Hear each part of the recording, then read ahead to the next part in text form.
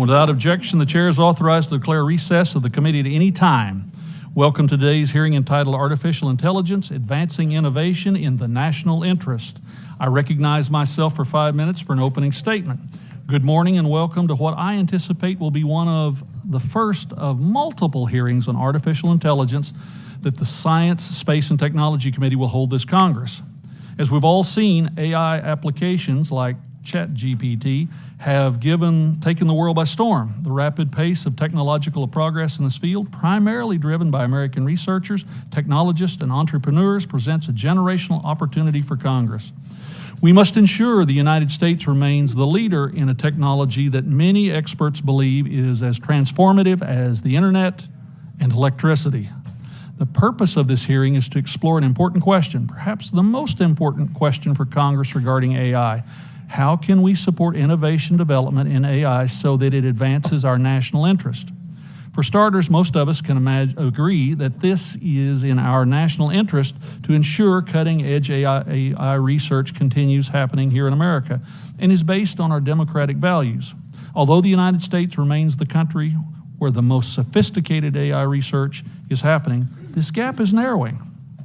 A recent study by Stanford University ranked universities by the number of AI papers they published. The study found that 9 of the top 10 universities were based in China. Coming in at 10th was the only U.S. institution, the Massachusetts Institute of Technology. Chinese published papers received nearly the same percentage of citations as U.S. researchers' papers, showing the gap in research quality is also diminishing.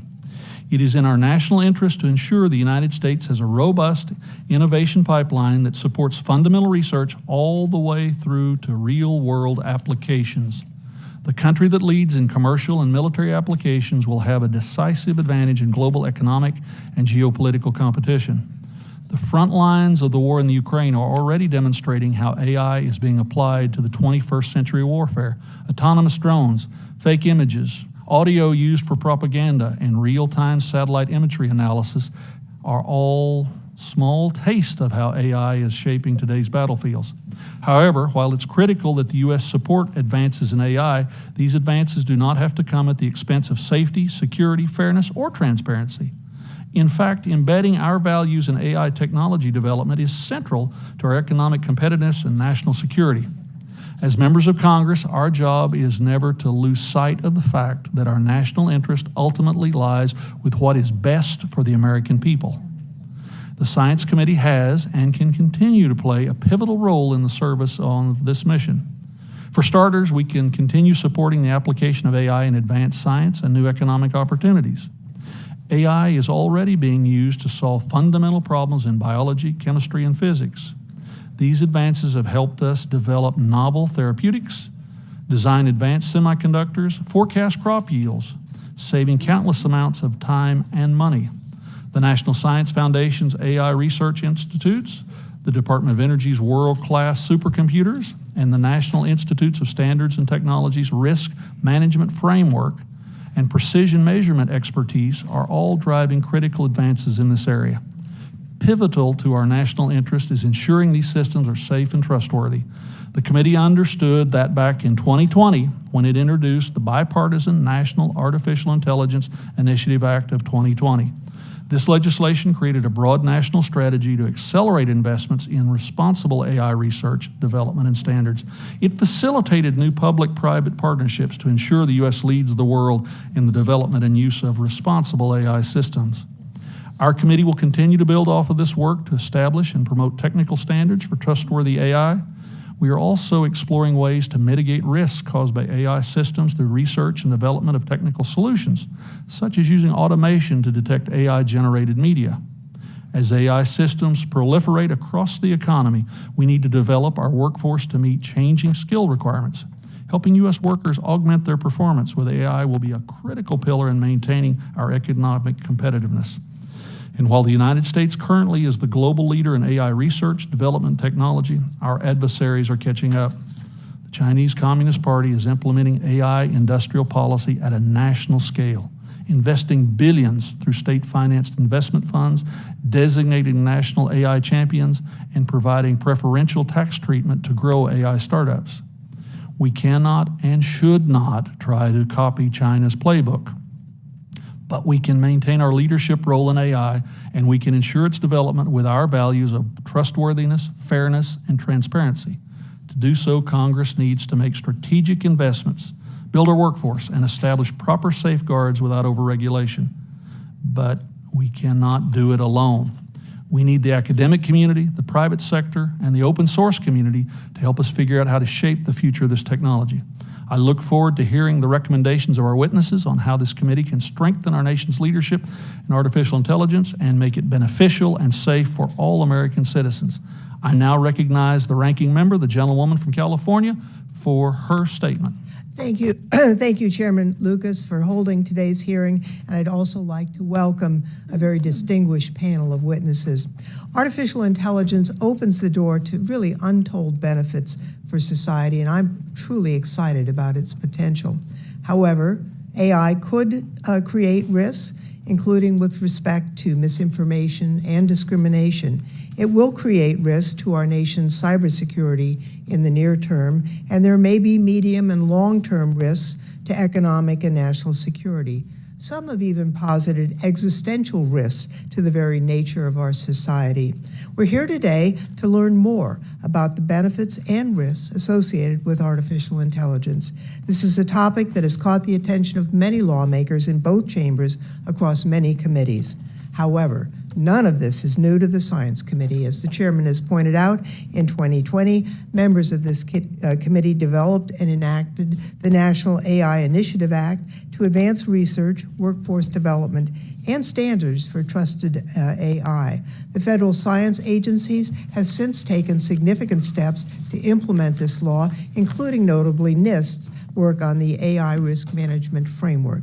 However, we're still in the early days of understanding how AI systems work and how to effectively govern them, even as the technology itself continues to rapidly advance in both capabilities as well as applications. I do believe regulation of AI may be necessary, but I'm also keenly aware that we must strike a balance that allows for innovation and ensures that the U.S. maintains leadership. While the contours of a regulatory framework are still being debated, it's clear we will need a suite of tools. Some risks can be addressed by the laws and standards already on the books. It's possible others may need new rules and norms. Even as this debate continues, Congress can act now to improve trust in AI systems and assure America's continued leadership in AI. At a minimum, we need to be investing in the research and workforce to help us develop the tools we need going forward. Let me just wrap up with one concrete challenge I'd like to address in this hearing.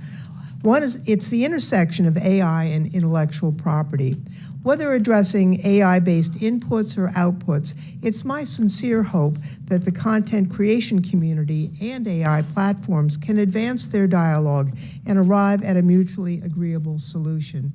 If not, I think we need to have a discussion on how the Congress should address this.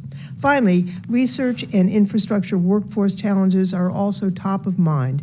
One of the major barriers to developing an AI-capable workforce and ensuring long-term U.S. leadership is a lack of access to computing and training data for all but large companies and the most well-researched institutions. There are good ideas already underway at our agencies to address this challenge, and I'd like to hear the panel's input on what's needed in your view. It's my hope that Congress can quickly move beyond the fact-finding stage to focus on what this institution can realistically do to address the development and deployment of trustworthy AI. At this hearing, I hope we can discuss what the Science Committee should focus on. I look forward to today's very important discussion with stakeholders from industry, academia, and venture capital. And as a representative from Silicon Valley, I know how important private capital is today to the U.S. R&D ecosystem. Thank you all for being with us, and I yield back. The ranking member yields back. Let me introduce our witnesses for today's hearing. Our first witness today is Dr. Jason Mahoney, President and CEO of RAND Corporation. Prior to becoming the CEO, the doctor led the White House policy on technology and national security at the National Security Agency in the Office of Science and Technology Policy. He also served as director of the Intelligence Advanced Research Projects activity, and I'd also like to congratulate him for being selected to serve on the selection committee for the Board of Trustees for the National Semiconductor Technology Center. Our next witness is Dr. Shaheen Farshi, the general partner of the Lux Capital, one of Silicon Valley's leading frontier science and technology investors. He invests in the intersection of artificial intelligence and science and has co-founded and invested in many companies that have gone on to raise billions of dollars. Our third witness of the day is Dr. Clement DeLong, co-founder and CEO of Hugging Face, the leading platform for open source AI community. It has raised over $100 million, with Lux Capital leading their last financing round, and counts over 10,000 companies and 100,000 developers as users. Next, we turn to Dr. Raman Chaudhry, Responsible AI Fellow at Harvard University, and she is a pioneer in the field of applied algorithmic ethics, which investigates creating technical solutions for trustworthy AI. Previously, she served as Director of Machine Learning Accountability at the Twitter and founder of Parity, an enterprise algorithmic auditing company. And our final witness is Dr. Dewey Murdick, the Executive Director of Georgetown's Center for Security and Emerging Technology. He previously served as the Chief Analytics Officer and Deputy Chief Scientist within the Department of Homeland Security, and has also co-founded an office in predictive intelligence at IARPA. Thank you all witnesses for being here today, and I recognize Dr. Mahithi for the first 5 minutes to present your testimony and overlook my phonetic weaknesses. No problem at all. Thanks so much, Chairman Lucas, Ranking Member Lofgren, and members of the committee. Good morning, and thank you for the opportunity to testify. As mentioned, I'm the president and CEO of RAND, a nonprofit and nonpartisan research organization, and one of our priorities is to provide detailed policy analysis relevant to AI in the years ahead. We have many studies that we have underway relevant to AI. I'll focus my comments today on how the federal government can advance AI in a beneficial and trustworthy manner for all Americans. Among a broad set of technologies, AI stands out both for its rate of progress and for its scope of applications. AI holds the potential to broadly transform entire industries, including ones that are critical to our future prosperity. As noted, the United States is currently the global leader in AI. However, AI systems have security and safety vulnerabilities, and a major AI-related accident in the United States or a misuse could dissolve our lead, much like nuclear accidents set back the acceptance of nuclear power in the United States.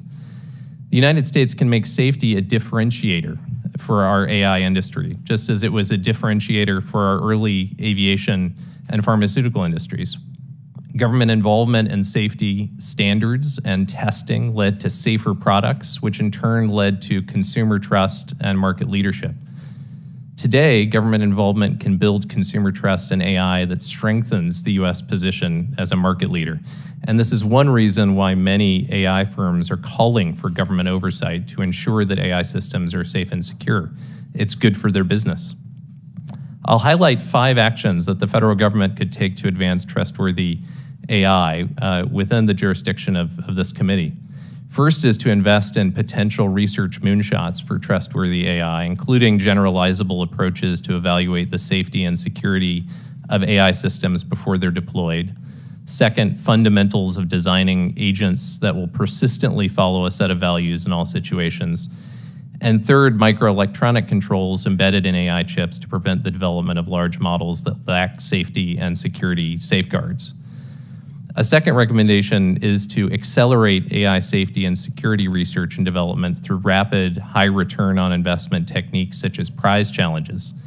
Prizes pay only for results and remove the costly barrier to entry for researchers who are writing applications, making them a cost-effective way to pursue ambitious research goals while opening the field to non-traditional performers such as small businesses. A third policy option is to ensure that U.S. AI efforts conduct risk assessments prior to the training of very large models, as well as safety evaluations and red team tests prior to the deployment of large models. A fourth option is to ensure that the National Institute of Standards and Technology has the resources needed to continue applications of the NIST risk management framework and fully participate in key international standards relevant to AI, such as ISO SC 42. A fifth option is to prevent intentional or accidental misuse of advanced AI systems by requiring that companies report the development or distribution of very large AI computing clusters, training runs, and trained models, such as those involving over 10 to the 26 operations. Second, include in federal contracts with cloud computing providers requirements that they employ Know Your Customer screening for all customers before training large AI models. And third, include in federal contracts with AI developers Know Your Customer screening, as well as security requirements to prevent the theft of large AI models. Thank you for the opportunity to testify, and I look forward to your questions later. Thank you. And I recognize Dr. Farshi for 5 minutes to present his testimony. Thank you, Mr. Chairman. Chairman Lucas, Ranking Member Lofgren, and members of the committee, my name is Dr. Shen Yun Farshi, and I'm a general partner at Lux Capital, a venture capital firm with $5 billion of assets under management. Lux specializes in building and funding tomorrow's generational companies that are leveraging breakthroughs in science and engineering. I have helped create and fund companies pushing the state-of-the-art in semiconductors, rockets, satellites, driverless cars, robotics, and AI. From that perspective, there are two important considerations for the committee today. One, preserving competition in AI to ensure our country's position as a global leader in the field, and two, driving federal resources to our most promising AI investigators. Before addressing directly how America can reinforce its dominant position in AI, it is important to appreciate how some of Lux's portfolio companies are pushing the state-of-the-art in the field. Hugging Face, whose founder, Clem DeLong, is a witness on this panel. Mosaic ML, a member of the Hugging Face community, is helping individuals and enterprises train, tune, and run the most advanced AI models. Mosaic's language models have exceeded the performance of OpenAI's GPT-3. Unlike OpenAI, Mosaic's models are made available to their customers entirely, as opposed to through an application programming interface, thereby allowing customers to keep all of their data private. Mosaic built the most downloaded LLM in history, MPT-7B, which is a testament to the innovations coming into the open source from startups and researchers. Runway ML is bringing the power of generative AI to consumers to generate videos from simple text and images. Runway is inventing the future of creative tools with AI, thereby reimagining how we create, so individuals can achieve the same expressive power of the most powerful Hollywood studios. These are just a few examples of Lux companies advancing the state-of-the-art in AI, in large part because of the vital work of this committee to ensure America is developing its diverse talent, providing the private sector with helpful guidance to manage risk, and democratizing access to computing resources that fuel AI research and the next generation of tools to advance the U.S. national interest. To continue America's leadership, we need competitive markets to give entrepreneurs the opportunity to challenge even the largest dominant players. Unfortunately, there are steep barriers to entry for AI researchers and founders. The most advanced AI generative models cost more than $100 million to train. If we do not provide open, fair, and diverse access to computing resources, we could see a concentration of resources in a time of rapid change reminiscent of Standard Oil during the Industrial Revolution.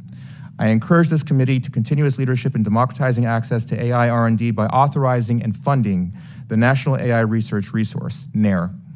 This effort will help overcome the access divide and ensure that our country is benefiting from diverse perspectives that will build the future of AI technology and help guide its role in our society. I am particularly concerned that Google, Amazon, and Microsoft, which are already using vast amounts of personal data to train their models, have also attracted a vast majority of investment in AI startups because of the need to access their vast computing resources to train AI models, further entrenching their pre-existing dominance in the market. In fact, Google and Microsoft are investing heavily in AI startups under the condition that their invested dollars are spent solely on their own compute resources. One example is OpenAI's partnership with Microsoft. Through efforts such as NARE, we hope that competitors to Google, Microsoft, and Amazon will be empowered to offer compute resources to fledgling AI startups, while perhaps even endowing compute resources directly to the startups and researchers as well. This will facilitate a more competitive environment that will be more conducive to our national dominance at the global stage. Furthermore, Congress must rebalance efforts towards providing resources with deep investment into top AI investigators. For example, the DoD has taken a unique approach by allocating funding to top investigators, as opposed to the National Science Foundation, which tends to spread funding across a larger number of investigators. When balanced appropriately, both approaches have value to the broader innovation ecosystem. However, deep investment has driven discoveries at the frontier, leading to the creation of great companies like OpenAI, whose founders were initially funded by relatively large DoD grant dollars. Building on these successes is key to America's continued success in AI innovation. Thank you for the opportunity to share how Lux Capital is working with founders to advance AI in our national interest, bolster our national defense and security, strengthen our economic competitiveness, and foster innovation right here in America. Lux is honored to play a role in this exciting technology at this pivotal moment. I look forward to your questions. Thank you. And I recognize Mr. DeLong for 5 minutes for his testimony. Chairman Lucas, Ranking Member Lofgren, and members of the committee, thank you for the opportunity to discuss AI innovation with you. I deeply appreciate the work you are doing to advance and guide it in the US. My name is Clément Delong, and I'm the co-founder and CEO of Hugging Face. I'm French, as you can hear from my accent, and moved to the US 10 years ago, barely speaking English. With my co-founders, Julien and Thomas, we started this company from scratch here in the US as a US startup, and we are proud to employ team members in 10 different US states today. I believe we could not have created this company anywhere else. I am living proof that the openness and culture of innovation in the US allows for such a story to happen. The reason I'm testifying today is not so much the size of our organization or the cuteness of our emoji name, Hugging Face. And contrary to what you said, Chairman Lucas, I don't hold a PhD like all the other witnesses. But the reason I'm here today is because we enable 15,000 small companies, startups, nonprofits, public organizations, and companies to build AI features and workflows. Collectively, on our platform, they have shared over 200,000 open models, 5,000 new ones just last week, 50,000 open datasets, and 100,000 applications, ranging from data anonymization for self-driving cars, speech recognition from visual lip movement for people with hearing disabilities, applications to detect gender and racial biases, translation tools in low-resource languages to share information globally, not only with large language models and generative AI, but also with all sorts of machine learning algorithms, with usually smaller, customized, specialized models in domains as diverse as social productivity platforms, finance, biology, chemistry, and more. We are seeing firsthand that AI provides a unique opportunity for value creation, productivity boosting, and improving people's lives, potentially at a larger scale and higher velocity than the internet or software before. However, for this to happen across all companies and at a sufficient scale for the US to keep leading compared to other countries, I believe open science and open source are critical to incentivize and are extremely aligned with American values and interests. First, it's good to remember that most of today's progress has been powered by open science and open source, like the Attention is All You Need paper, the BERT paper, the latent diffusion paper, and so many others. The same way, without open source, PyTorch, TensorFlow, Keras, transformers, diffusers, all invented here in the US, the US might not be the leading country for AI. Now, when we look towards the future, open science and open source distribute economic gains by enabling hundreds of thousands of small companies and startups to build with AI. It fosters innovation and fair competition between all. Thanks to ethical openness, it creates a safer path for development of the technology by giving civil society, nonprofits, academia, and policymakers the capabilities they need to counterbalance the power of big private companies. Open science and open source prevent black box systems, make companies more accountable, and help solving today's challenges like mitigating biases, reducing misinformation, promoting copyright, and rewarding all stakeholders, including artists and content creators, in the value creation process. Our approach to ethical openness combines institutional policies, such as documentation with model cards pioneered by our own Dr. Margaret Mitchell, technical safeguards, such as staged releases, and community incentives like moderation and opt-in, opt-out datasets. There are many examples of safer AI thanks to openness, like Bloom, an open model that has been assessed by Stanford as the most compliant model with the EU AI Act, or the research advancement in watermarking for AI content. Some of that you can only do with open models and open datasets. In conclusion, by embracing ethical AI development with a focus on open science and open source, I believe the US can start a new era of progress for all, amplify its worldwide leadership, and give more opportunities to all like it gave to me. Thank you very much. Absolutely, and thank you, Mr. DeLong. And I would note probably that there would be some of my colleagues who would note that your version of English might be more understandable than my Oki dialect. But setting that issue aside, I now recognize Dr. Chowdhury for 5 minutes for her testimony. Thank you, Chairman Lucas, Ranking Member Lofgren, and esteemed members of the committee. My name is Dr. Raman Chowdhury, and I am an AI developer, data scientist, and social scientist. For the past 7 years, I've helped address some of the biggest problems in AI ethics, including holding leadership roles in responsible AI at Accenture, the largest tech consulting firm in the world, and at Twitter. Today, I'm a responsible AI fellow at Harvard University. I'm honored to provide testimony on trustworthy AI and innovation. Artificial intelligence is not inherently neutral, trustworthy, nor beneficial. Concerted and directed effort is needed to ensure this technology is used appropriately. My career in responsible AI can be described by my commitment to one word: governance. People often forget that governance is more than the law.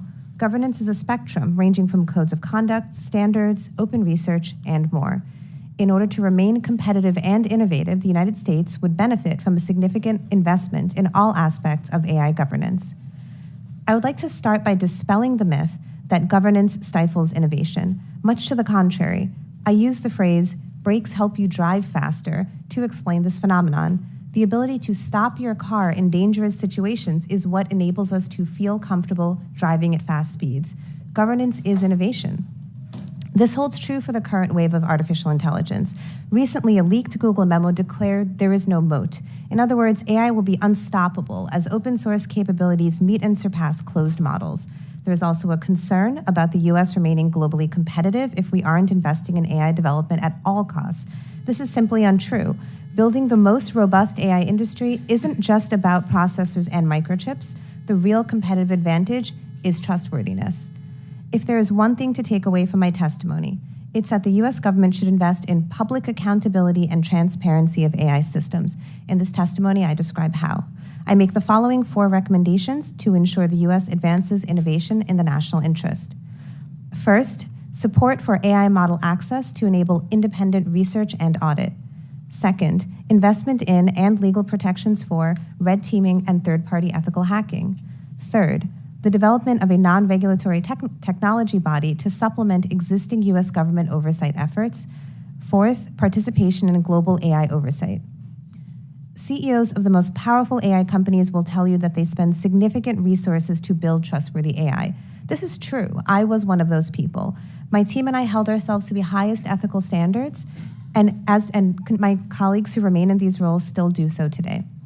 However, a well-developed ecosystem of governance also empowers individuals whose organizational missions are to inform and protect society. The DSA's Article 40 creates this sort of access for Europeans. Similarly, the UK government has announced Google DeepMind and OpenAI will allow model access. My first recommendation is the United States should match these efforts. Next, new laws are mandating third-party algorithmic auditing. However, there is currently a workforce challenge in identifying sufficiently trained third-party algorithmic investigators. 2 things can fix this. First, funding for independent groups to conduct red teaming and adversarial auditing, and second, legal protection, so these individuals operating in the public good are not silenced with litigation. With the support of the White House, I am part of a group designing the largest ever AI red teaming exercise. In collaboration with the largest open and closed source AI companies, we will provide access to thousands of individuals who will compete to identify how these models may produce harmful content. Red teaming is a process by which invited third-party experts are given special permission and access by AI companies to find flaws in their models. Traditionally, these practices happen behind closed doors, and public information sharing is at the company's discretion. We want to open those closed doors. Our goals are to educate, address vulnerabilities, and importantly, grow a new profession. Finally, I recommend investment in domestic and global government institutions in alignment with this third-party robust ecosystem. A centralized body focused on responsible innovation could assist existing oversight by promoting interoperable licensing, conducting research to inform AI policy, and sharing best practices and resources. Parallels in other governments include the UK Centre for Data Ethics and Innovation, of which I'm a board member, and the EU Centre for Algorithmic Transparency. There's also a sustained and increasing call for global governance of AI system, among them experts like myself, OpenAI's CEO Sam Altman, and former New Zealand Prime Minister Jacinda Ardern. A global governance effort should develop empirically driven, enforceable solutions for algorithmic accountability and promote global benefits of AI systems. In sum, innovation in the national interest starts with good governance. By investing in and protecting this ecosystem, we will ensure AI technologies are beneficial to all. Thank you for your time. Thank you, Doctor. And I now recognize Dr. Murdoch for 5 minutes to present his testimony. Thank you, Chairman Lucas, Ranking Member Lofgren, and everyone on the committee have this opportunity to talk about how we can make AI better for our country. There are many actions Congress can do to support AI innovation, protect key technology from misuse, and ensure customers or consumers are safe. I'd like to highlight 3 today. First, we need to get used to working with AI as a society and individually. We need to learn when we can trust our AI teammates and when to question or ignore them. I think this takes a lot of training and time. 2, we need skilled people to build future AI systems and to increase AI literacy. 3, we need to keep a close eye on the policies that we do enact. We need to make sure that every policy action is being monitored and make sure it's actually doing what we think it's doing and update that as we need to. This is especially true when we're facing peer innovators, especially in a rapidly changing area like artificial intelligence. China is such a peer innovator, but we need to remember they're not 10 feet tall and they have different priorities for their AI than we do. China's AI leadership is evident through aggressive use of state power and substantial research investments, making it a peer innovator for us and our allies, never far ahead and never far behind either. China focuses on how AI can assist military decision-making and mass surveillance to help maintain societal control. This is very unlike the United States, thankfully. Managing that control means they're not letting AI run around all willy-nilly. In fact, the deployment of large language models does not appear to be a priority for China's leadership, precisely for that reason. We should not let the fear of China surpassing us deter our oversight of the AI industry and AI technology. Instead, the focus should be on developing methods that allow enforcement of AI risk and harm management and guiding the innovation and advancement of AI technology. I'd like to return to my first 3 points and expand on them a little bit. Going back to my opening points, the first one was we must get used to working with AI via effective human-machine teaming, which is central to AI's evolution, in my opinion, in the next decade. Understanding what an AI system can and cannot do and should and shouldn't do, and when to rely on them and when to avoid using them should guide our future innovation and also our training standards. One thing that keeps me up at night is when human partners trust machines when they shouldn't, and there's interesting examples of that. They fail to trust AI when they should, or are manipulated by a system, and there's some instances of that also. We've witnessed rapid AI advancements, and the convergence between AI and other sectors promises widespread innovation in areas from medical imaging to manufacturing. Therefore, fostering AI literacy across the population is critical for economic competitiveness, but also, and I think even more importantly, it is essential for democratic governance. We cannot engage in a meaningful societal debate about AI if we don't understand enough about it. This means an increasingly large fraction of the US citizens will encounter AI daily. So that's the second point. We need skilled people working at all levels. We need innovators from technical and non-technical backgrounds. We need to attract and retain diverse talent from across our nation and internationally. And separately from those who are building the AI systems, these future and current ones, we need comprehensive AI training for the general population. K through 12 curricula, certifications, there's a lot of good ideas there. AI literacy is the central key though. So what else can we do? I think we can promote better decision-making by gathering information now that we need to make decisions. For example, tracking AI harms via incident reporting is a good way to learn where things are breaking.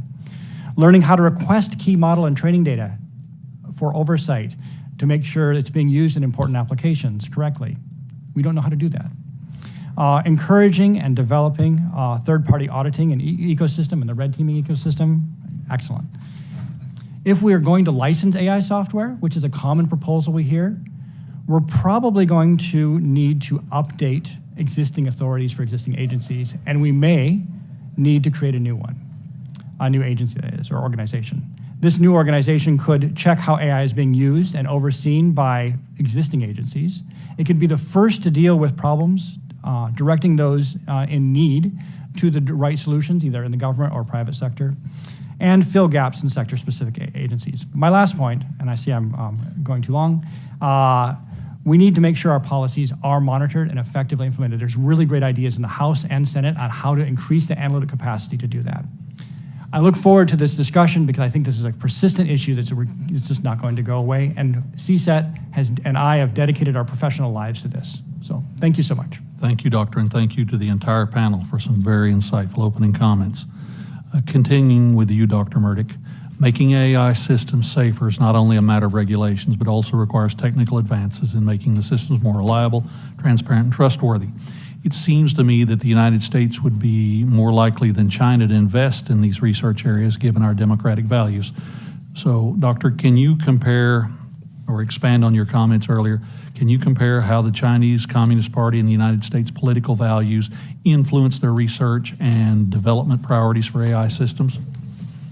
Sure. I think that the large language models, which is the obsession right now of a lot of the AI systems, provides a very interesting example of this.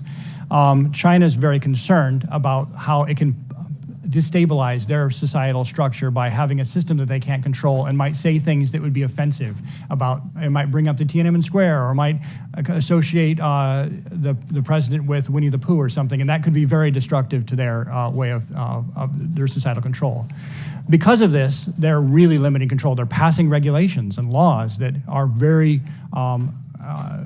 constraining of how that's doing. So that is a difference between our societies and what we view as acceptable. I do think the military control, the command and control emphasis, as well as the desire to maintain control through mass surveillance, if you look at their research portfolio, most of where they're leading could be very well associated with those types of areas. So I think those are differences that are pretty significant. We can go on, but I'm going to just pause there to make sure other people have opportunity. Absolutely. Dr. Matheny, some advocated for a broad approach to AI regulations, such as restricting entire categories of AI systems. In the United States, many agencies already have the existing authorities to regulate the user cases of AI in their jurisdiction. For example, the Department of Transportation can set performance benchmarks that autonomous vehicles must meet to drive on U.S. roads. What are your opinions regarding outcomes of user case-driven approach to AI regulation versus an approach that places broad restrictions on AI development or deployment? Thank you, Mr. Chairman. I think that in many of the cases that we're most concerned about related to risks of AI systems, especially these large foundation models, we may not know enough in advance to specify the use cases. And those are ones then where the kind of testing and red teaming that's been described here is really essential So having terms and conditions in federal contracts with compute providers actually might be one of the highest leverage points of governance, is that we could require that models trained on infrastructure that is currently federally contracted involve red teaming and other evaluation before models are trained or deployed.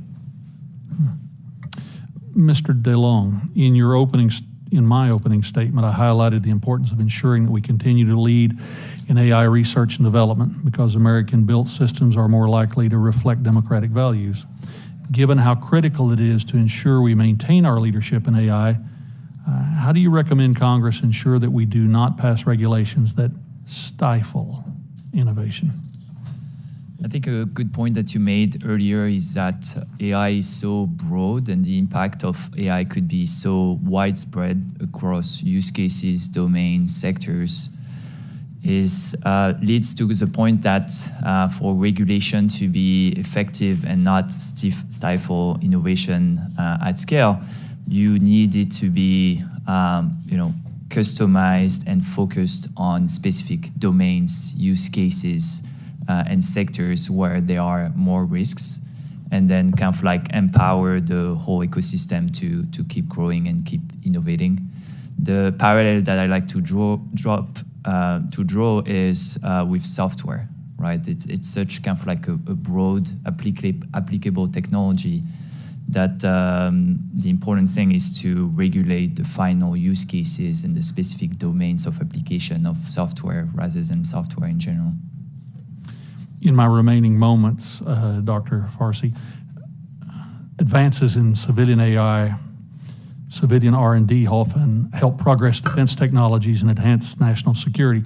How have civilian R&D efforts in AI transformed into advances in defense applications, and how do you anticipate that relationship evolving over the next few years? I expect that relationship to evolve in a positive way. I expect there to be a further strengthening of the relationship between the private sector and dual use and government targeted products. Thanks to the open source, there are many technologies that otherwise would have not been available, would have had to be reinvented, are now made available to build on top of. The venture capital community is very excited about funding companies that have dual use products and companies that sell to the US government. Palantir was an example where investors profited greatly from investing in a company that was targeting the US government as a customer, same with SpaceX. And so it's my expectation that this trend will continue, that more private dollars will go into funding companies that are selling into the US government and leveraging technologies that come out of the open source to build on top of to continue innovating in the sector. Thank you. My time has expired, and I recognize the ranking member, Ms. Lofgren. Thank you, Mr. Chairman, and thanks to our panelists. This is wonderful testimony, and I'm glad this is the first of several hearings because there's a lot to wrap our heads around. Dr. Chowdhury, as you know, large language models have basically vacuumed up all the information from the internet, and there's a dispute between copyright holders who feel they ought to be compensated, others who feel it's a fair use of the information. It's in court. They'll probably decide it before Congress will. But here's a question I've had. What techniques are possible to identify copyrighted material in the training corpus of the large language models? Is it even possible to go back and identify protected material? Thank you for the excellent question. It's not easy. It is quite difficult. What we really need is protections for the individuals generating this artwork because they are at risk of having not only their work stolen, but their entire livelihood taken from them. No, I understand, but the Yeah. question is retroactively, Right. is it possible to identify? It's difficult to, but yes, it can. One can use digital imaging matching, but it's also important to think through, what we are doing with the data, what it is being used No, for. I understand that as well. Absolutely. Thank you. One of the things I'm interested in, you mentioned CFAA, and that's a barrier to people trying to do third-party analysis. I had a bill actually after Aaron Schwartz's untimely and sad demise, I had a bill named after him to allow those who are making non-commercial use to actually do what Aaron was doing. And Jim Sensenbrenner was my co-sponsor since retired. And we couldn't get anywhere. There were large vested interests who opposed that. Do you think if we approached it just as those who register rather than be licensed with the government as non-commercial entities that are doing red shirting, whether that would be a viable model for what you're suggesting? I think so, yes. I think that would be a great start. I do think there would need to be follow-up to ensure that people are indeed using it for non-commercial purposes. Correct.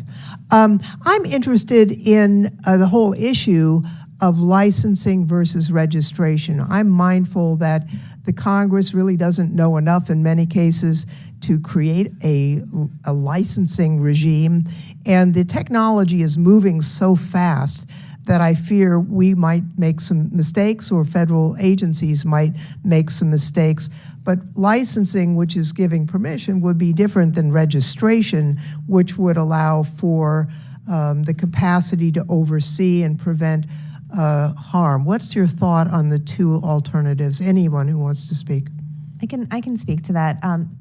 I think overly onerous licensing would actually prevent people from doing one-off experimental or fun exercises. What we have to understand is, there is a particular scale of impact, number of people being, using a product that maybe would trigger licensing rather than saying everybody needs to license. There are college students, high school kids who want to use these models and just do fun things, and we should allow them to do it.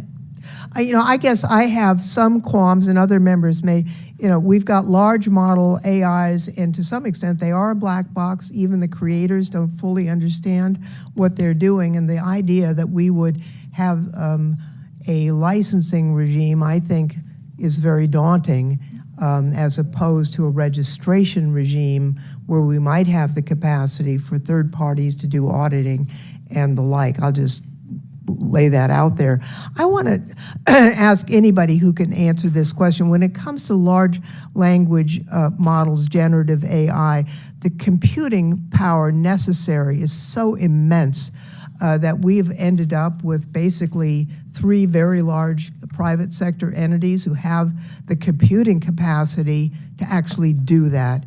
Mr. Altman was here I think last month, and opined when he met with us at the Aspen Institute breakfast that it might not even be possible to catch up in terms of the pure computing power. We've had discussions here on whether the government should create the computing power to allow not only private sector but academics to be competitive. Is that even viable at this point? Whoever could answer that? I can take that real quick. I believe so. I think it is possible. Bear in mind that the compute resources that were created by these 3 entities were initially meant for internal consumption. Correct. And they have been repurposed now for training AI. In semiconductor development, which is the core of this technology, there is ultimately a trade-off between narrow functionality and or breadth of functionality and performance at a single use case. And so if there was a decision made to build resources that were targeted at training large language models, for example, I think it would be possible to quickly catch up and build that resource the same way we built specific resources during World War II for a certain type of warfare, and then again during the Persian Gulf War. So I think we as a nation are capable of doing that. I see my time has expired. I thank you so much, and my additional questions we'll send to you after the hearing, and I yield back. The gentlewoman yields back. I will recognize myself for 5 minutes for my questions, and I want to thank you for the really fascinating testimony. Dr. Mahani, I'd like to start with you. You'd brought up the concept of trustworthy AI, and I think that that's an extremely important topic. I I dislike the word trustworthy AI because it imparts to AI something that it doesn't have, human qualities. It's just a piece of software.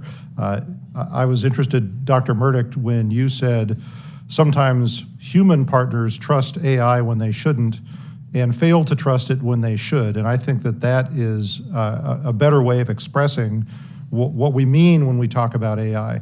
But this is an important conversation to have because we in Congress, as we contemplate establishing a regulatory framework for AI, we need to be explicit when we say we want it to be trustworthy. You know, we can talk about efficacy or robustness or repeatability, but we need to be very specific when we talk about what we mean by trustworthy. It's not helpful to use evocative terms like, well, AI has to share its values, which is something that's in the framework of other countries' approach to AI. Well, that's great. You know, values, that's a human term. What does that mean for AI to have values? So the question for you, Doctor, is what do we mean when we say trustworthy AI? And, you know, in what context should us as lawmakers think about AI as trustworthy?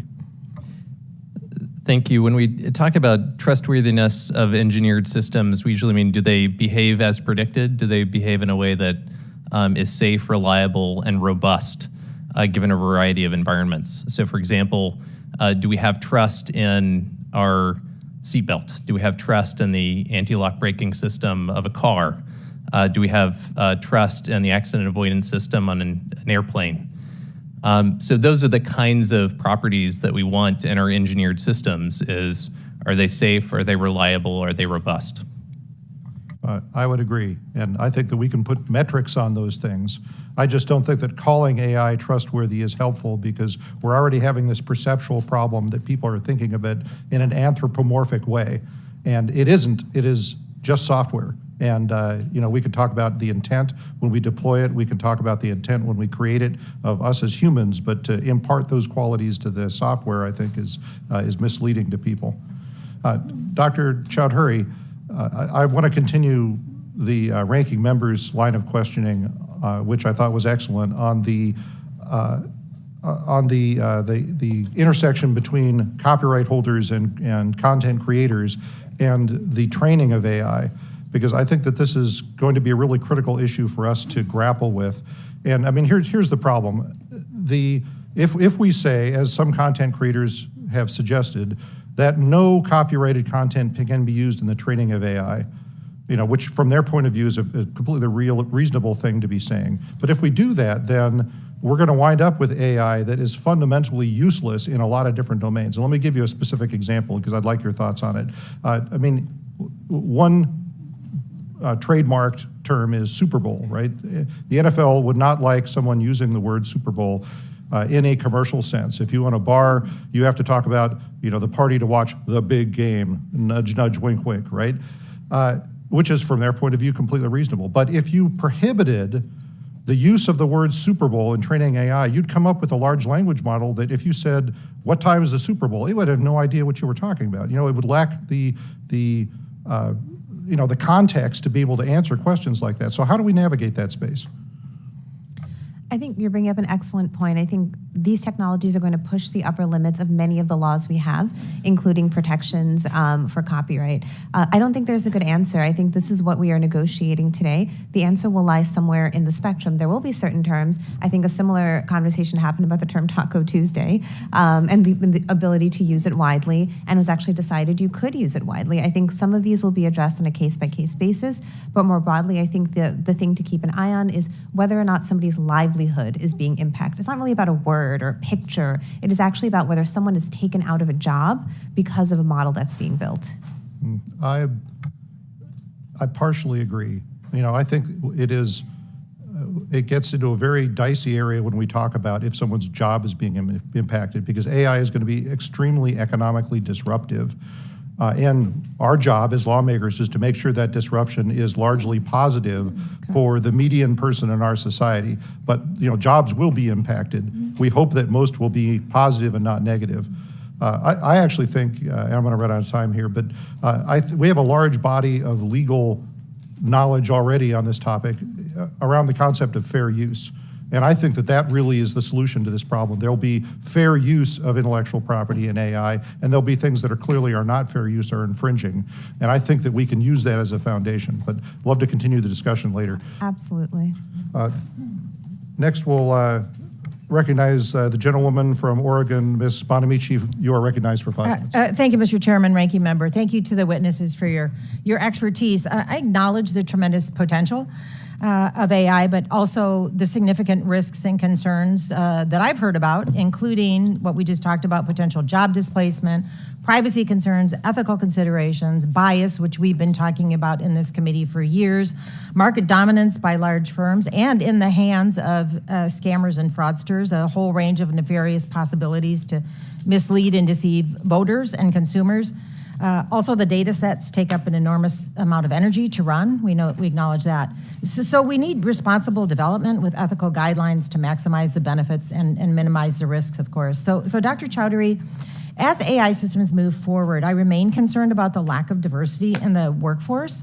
So could you mention how increasing diversity will help address bias? What an excellent point. Thank you so much, Congresswoman. So first of all, we need a wide range of perspectives in order to understand the impact of artificial intelligence systems. I'll give you a specific example from my time at Twitter. We held the first algorithmic bias bounty. That meant we opened up a Twitter model for public scrutiny, and we learned things that my team of highly educated PhDs wouldn't think of. For example, did you know if you put a single dot on a photo, you could change how the algorithm decided where to crop the photo? We didn't know that. Somebody told us this. Did you know that algorithmic cropping tended to crop out people in camouflage because they blended in with their backgrounds? It did what camouflage was supposed to do. We didn't know that. So we learn more when we bring more people in. So, more open access, independent researcher funding, red teaming, et cetera, opening doors to people will be what makes our systems more robust. Absolutely. Appreciate that so much. And I want to continue, Dr. Chowdhury. I want to talk about the ethics. And I expect that those in this room will all agree that ethical AI is important to align the systems with values, respect fundamental rights, contribute positively to society while minimizing potential harms, and gets to this trustworthiness issue, which you mentioned and that we've been talking about. So who defines what ethical is? Is there a universal definition? Does Congress have a role? Is this being defined by industry? I know there's a bipartisan proposal for a blue ribbon commission to develop a strategy for regulating AI. Would this be something that they would handle, or would NAIR be involved? And also, I'm going to tell you the second part of this question and then let you respond. In your testimony, you talk about the ethical hackers, and in your testimony explains the role that they play. But how can they help design and implement ethical systems? And how can policy differentiate between bad hackers and ethical hackers?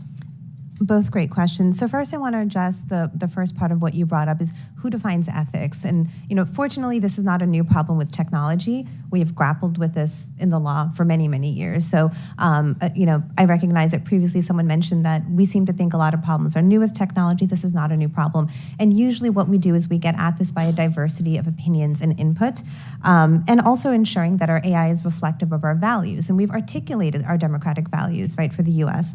We have the blueprint of the AI Bill of Rights. We have the NIST AI Risk Management Framework. So we have actually, as a nation, sat down and done this.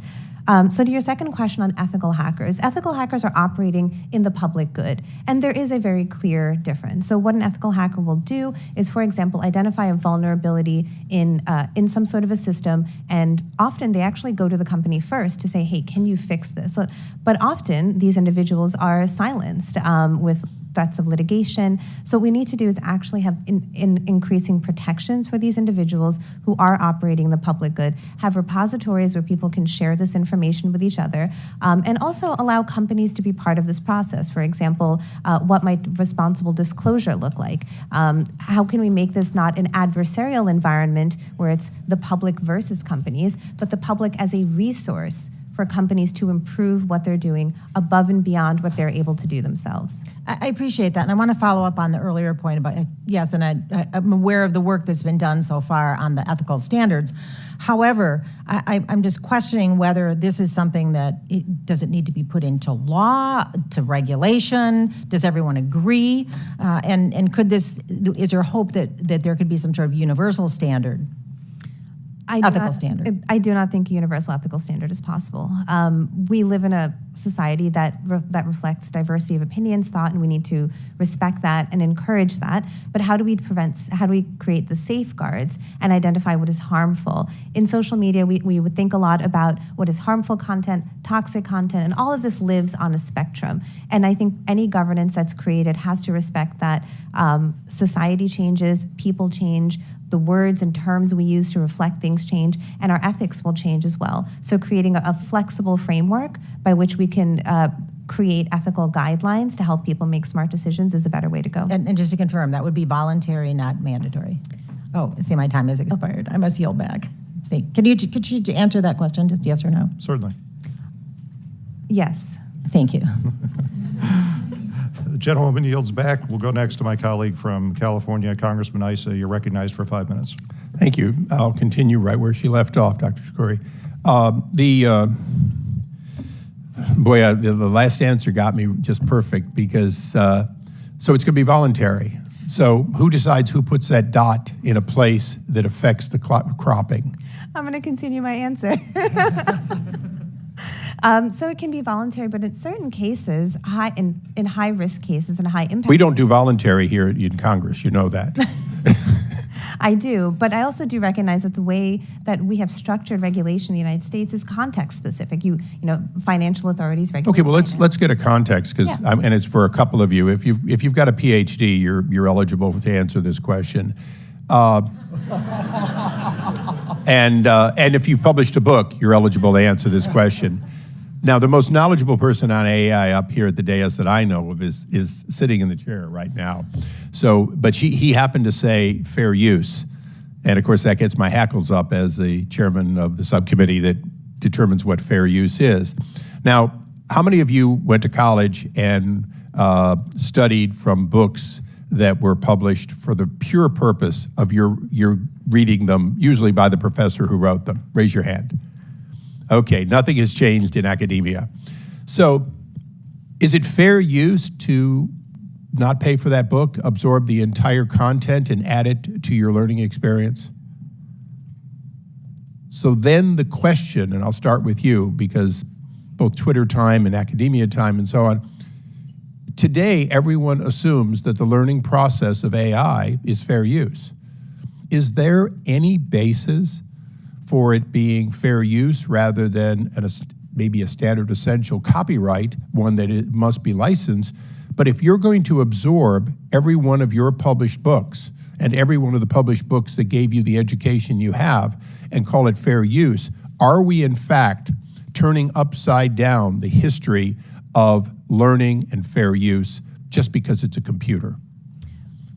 I think the difference here is there's a difference between me borrowing a book from my friend, learning, and my individual impact on society. Oh, because it's cumulative? Because you've borrowed everyone's book and read everyone's book? Well, and because it's at scale.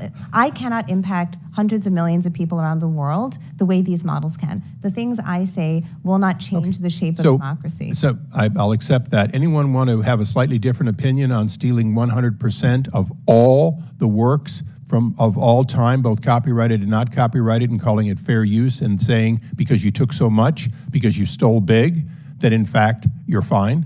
Anyone want to defend that? I'm sorry, I don't think that at all. I think it's wrong to do that. I think So it's wrong to take from the is content. one of the essential items that we must determine the rights of the information that goes in to be properly compensated, assuming it's under copyright? Yes. You all agree with that? Okay, put them in your computers and give us an idea of how we do it. Because obviously, this is something we've never grappled with. We've never grappled with universal copyright absorption. And hopefully, since all of you do publish and do think about it, and the RAND Corporation has the dollars to help us, please begin the process, because it's one of the areas that is it's going to emerge incredibly quickly. Now, obviously, we could switch from that to, we're talking about job losses and so on. One of my questions, of course, is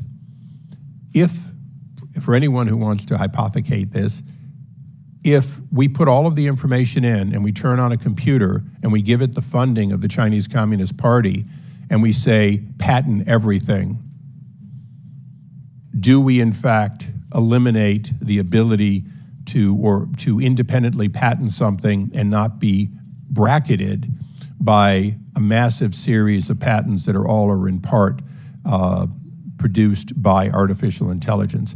I'm not looking at 2001: A Space Odyssey or Terminator. I'm looking at destruction of the building blocks of intellectual property that have allowed for innovation for hundreds of years. most courageous, please. Yeah, I don't know why I'm turning the mic on at this moment, but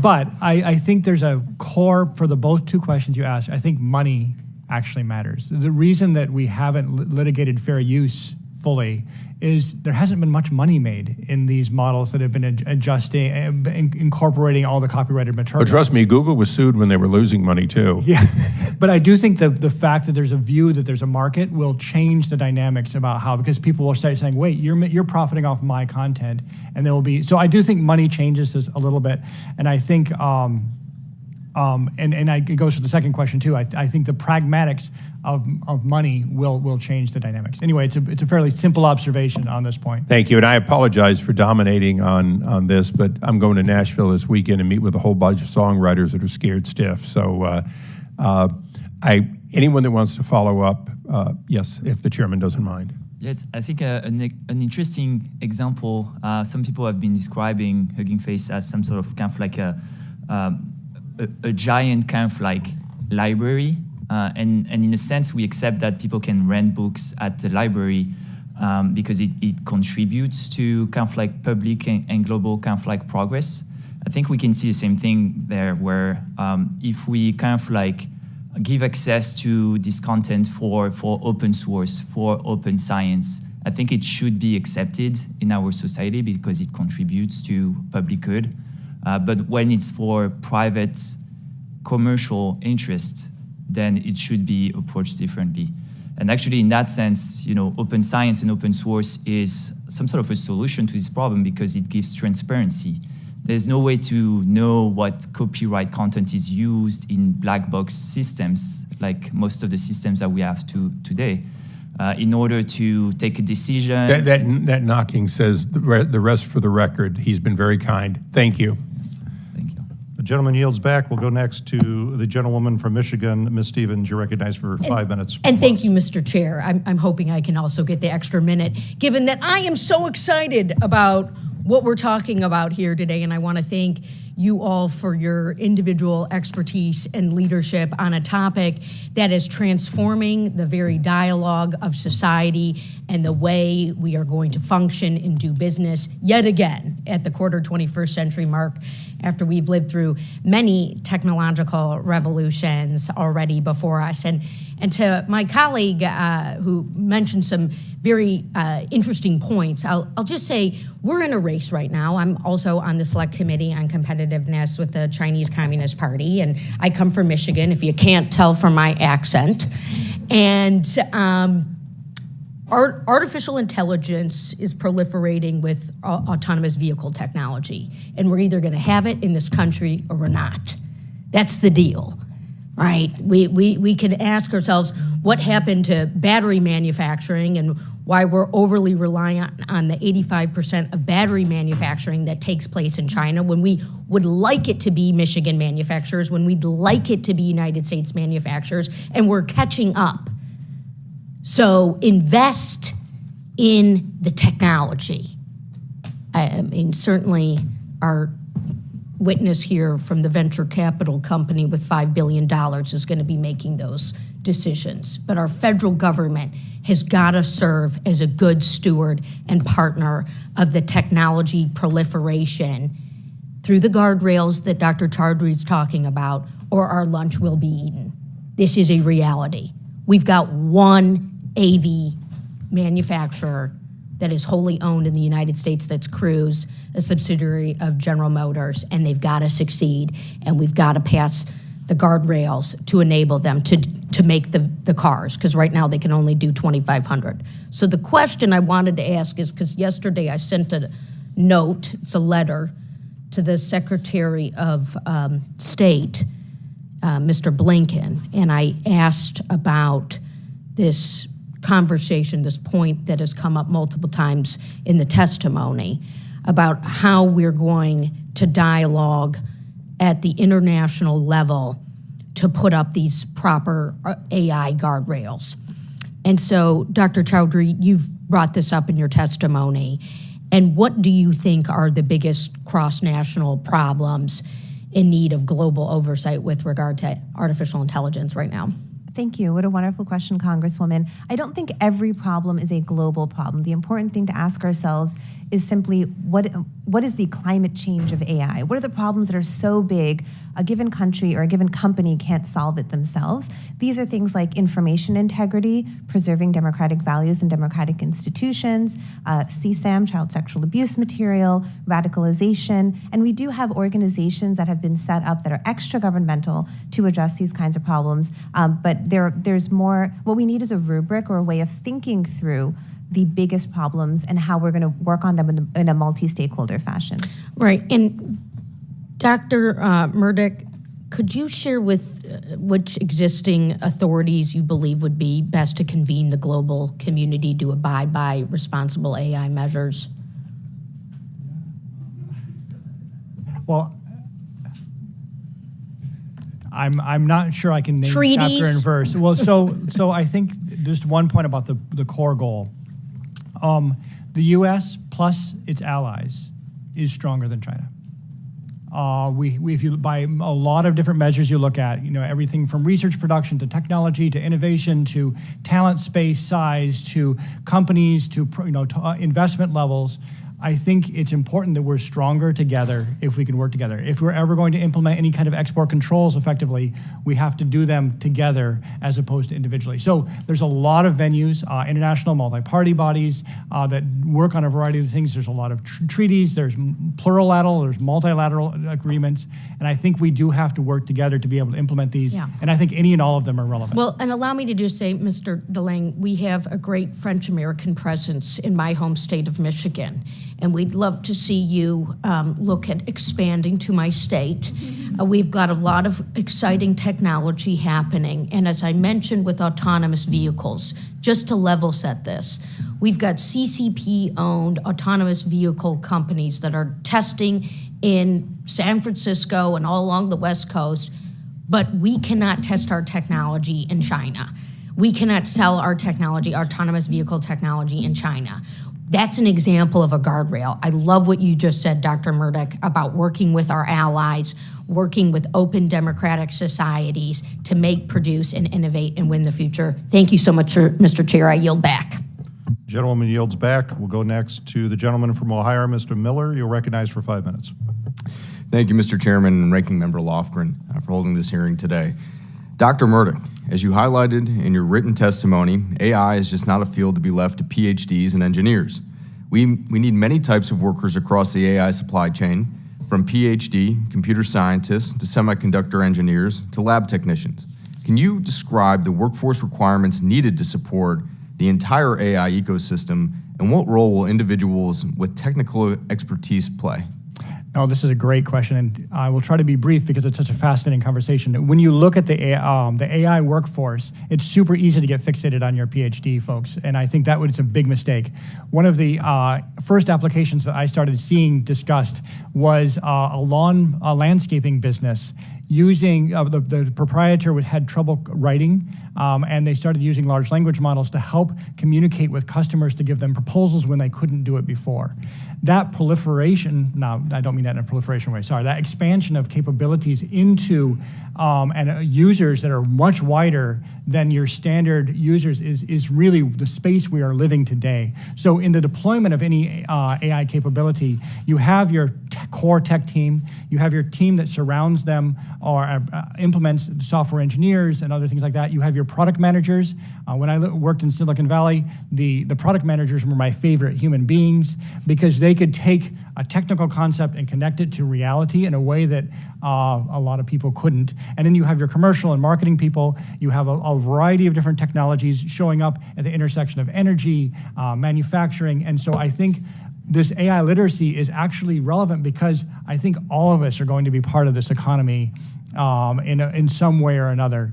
So the size of this community is growing, and I think we just need to make sure that they're trained well and they have that expertise to be able to implement implementations that are respectful of the values that we've been discussing. Yeah. Thank you for that answer. I'm a big believer that technical education and CTE should be taught at a K through 12 level for every American to go ahead for an alternative career pathway. And I believe that the American dream has been distorted within this reality for younger generations of what they think that is. It used to be, a nice house, a white picket fence, and to provide for your family and a future generation. Now it's a little bit different and distorted in my view. So thank you very much for that answer. Another question, what role will community and technical colleges play in AI workforce development in the short term, more recently than we think down the road? What about your recommended 2-year programs are well suited to recruit and train students in AI-related fields? I'm a product of the California community college system, so I can comment on that. So I feel like the emphasis in the community college system right now, at least what I experienced back in the late 90s, was two things, was preparation for transfer into a 4-year institution and vocational skills to enter into a existing kind of technical workforce.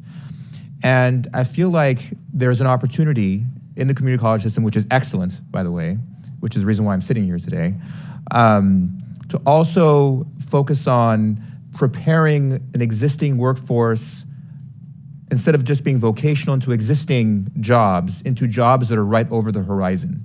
So in the middle, in between the kind of get ready to become a mechanic to get ready to transfer to UC Berkeley, in between those two things, there are jobs that are going to be evolving as a result of AI. Therefore, upskilling you as an existing worker to these new jobs that will be emerging in the next couple of years.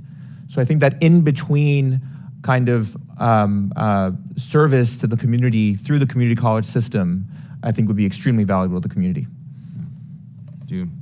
Just to add to that, I think that I spent after high school 12 years in school. That's a lot of time to grind away at a particular technology and a concept. As the world accelerates, I don't think that kind of investment is for everyone, and it never really was for everyone, but I think it needs to be more and more focused, and I think community colleges provide that opportunity to pick up skills.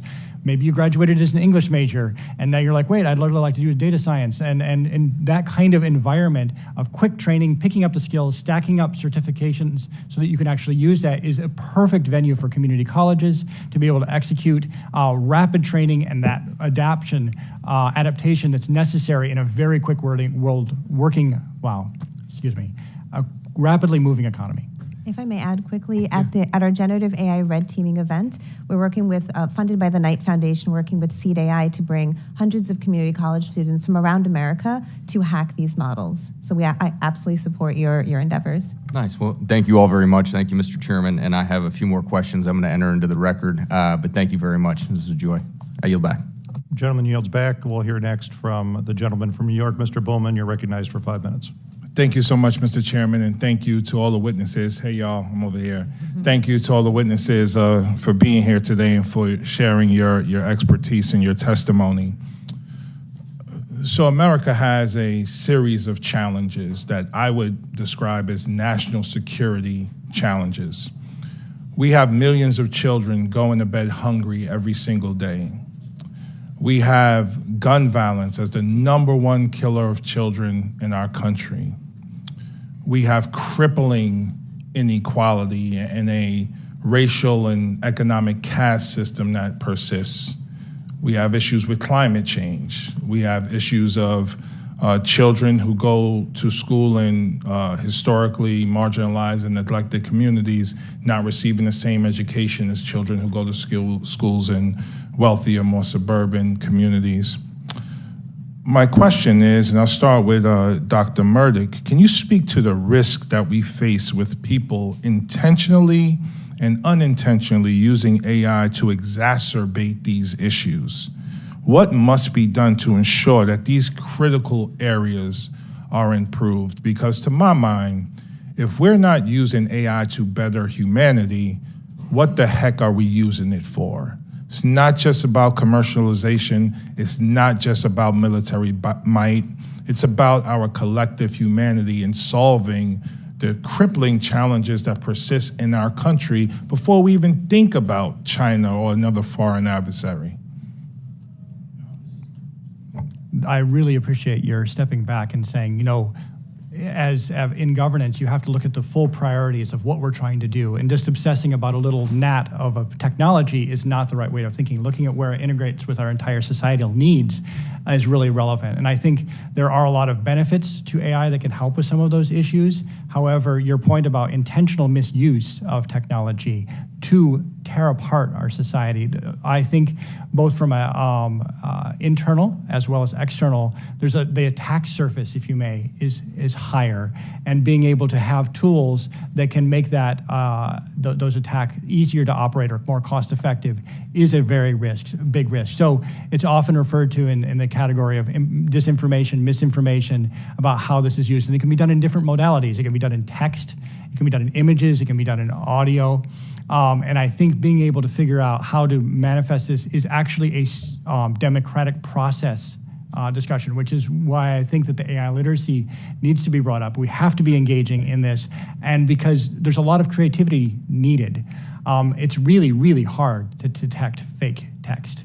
It's hard to know what was created by a system and what isn't. There's some stories in the news where people thought they had a method and they tried to punish all their students because they thought they had figured out a tool to be able to determine whether or not they could detect it. It didn't work so well.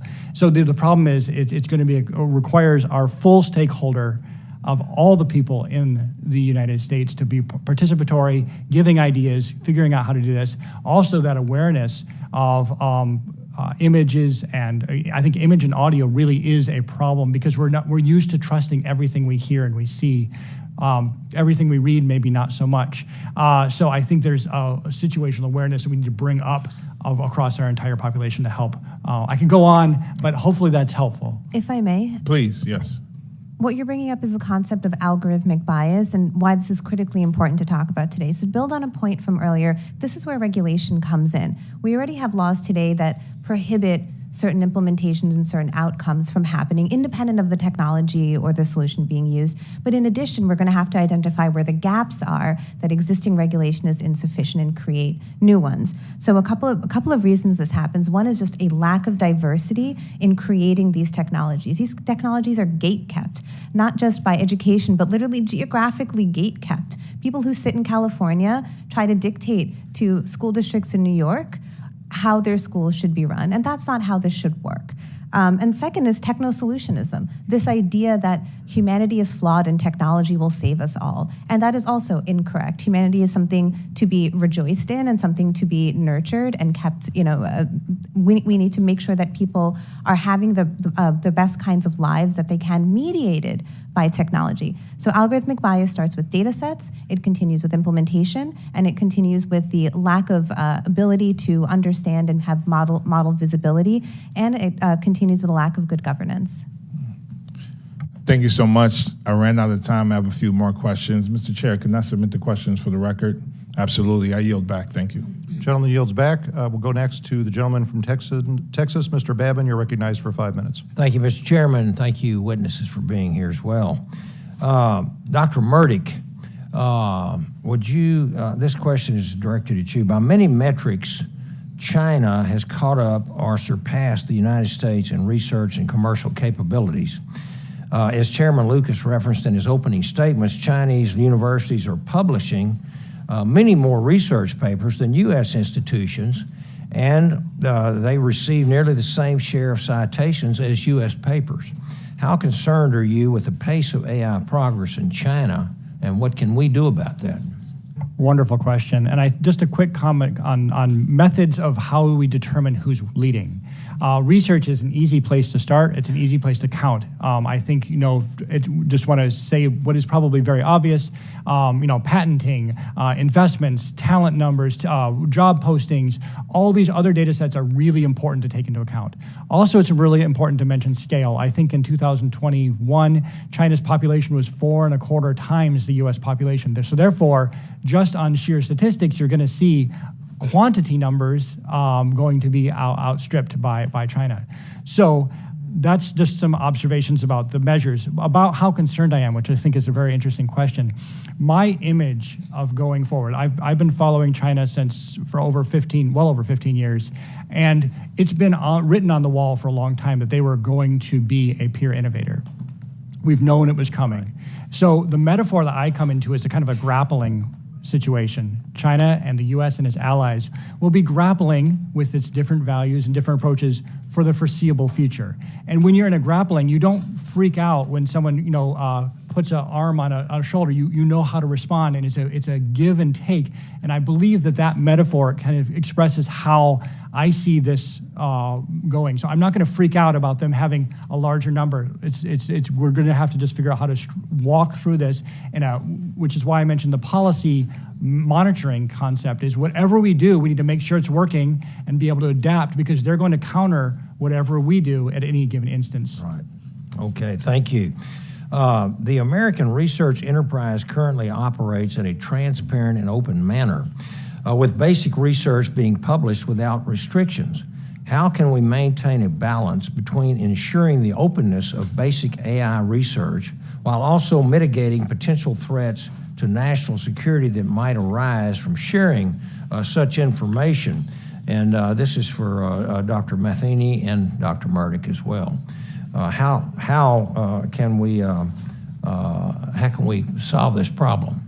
Thanks so much. I think that for the largest so-called foundation models, where we're just learning about how they can be misused, how they can be used either in developing cyber weapons, biological weapons, and massive disinformation attacks, we should be really cautious. And so before publishing or open sourcing the largest models, I recommend that we require some amount of red teaming and evaluation in order to understand the risk scenarios before we unleash this thing into the world and we're unable to take it back. I gotcha. But one quick thing. I believe that all of us here today agree that it's important for the United States to lead in technological advances, especially in the cutting-edge field of AI. Unfortunately, I have seen instances where overregulation hinders our ability to compete globally, thereby forcing growth overseas or allowing others to step in and lead. And I've also seen that the private-public partnerships and how successful they've been have put the U.S. in the driver's seat. And look at our space industry as an example. So, Dr. Murdoch, how do we make sure that we do not overregulate, but rather innovate through the facilitation of bottom-up, consensus-based standards rather than top-down regulations? And can you speak to the role NIST has played in enabling innovation, particularly for AI, and how we can leverage that approach going forward in the rest of the time that we have? The distributed innovation system within the U.S. is extremely important. I think Congress has levers of, I think one of the core tenets of this hearing was, how do we figure out how to innovate going forward? And I think that we need all areas to be innovated in. And for example, compute has helped move us forward. Data has helped move us forward. Talent helps us move forward. And we need to make sure whatever investment we do looks at like balanced portfolio of all those to be able to move forward. In terms of like the space industry, I think it's really exciting to see how we have led, but we have made policy actions that have damaged parts of our industry. For example, with the satellite industry, when we put in rules that we could not deal with China, we actually, the size of the U.S. Market dropped. And Japan and European countries developed ITAR-free satellite technology that allowed them to increase their market share. So I think we have to be very, going back to that wrestling or grappling concept, we have to be very cognizant of everything we do will quickly be adapted and tried to be used against us. And we have to be able to adjust our policies and monitor them. So I think that monitoring action of like, how well is this working, is actually a core part of anything that Congress is going to do going forward. Thank you. If I can add on the previous point about kind of like ensuring that open source and open science is safe, I think it's important to recognize that when we keep things more secret, when we try to hurt open science, we actually slow down more the US than China, right? And I think that's what's been happening for the past few years. And it's important to recognize that and make sure we keep our ecosystem open to help the United States. Merci. Thank you. Yield back. Gentleman yields back. We'll hear next from my colleague from North Carolina, the gentlewoman, Congresswoman Ross. You're recognized for 5 minutes.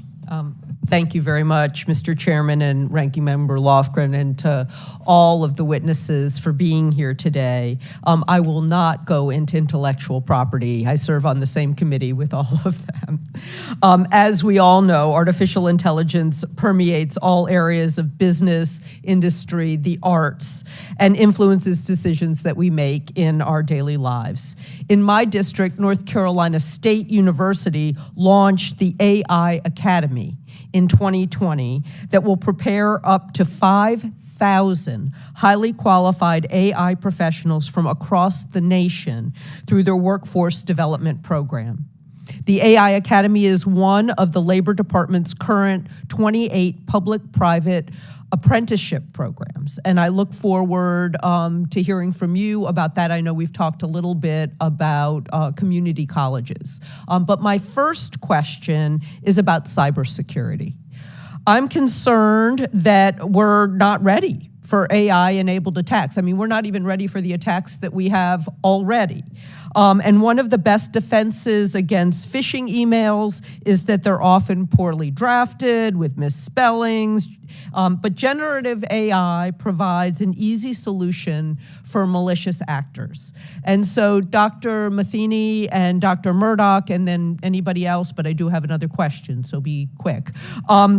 Are current cybersecurity standards and guidelines equipped to be able to handle AI-enabled cybersecurity and attacks, and what could the federal government do?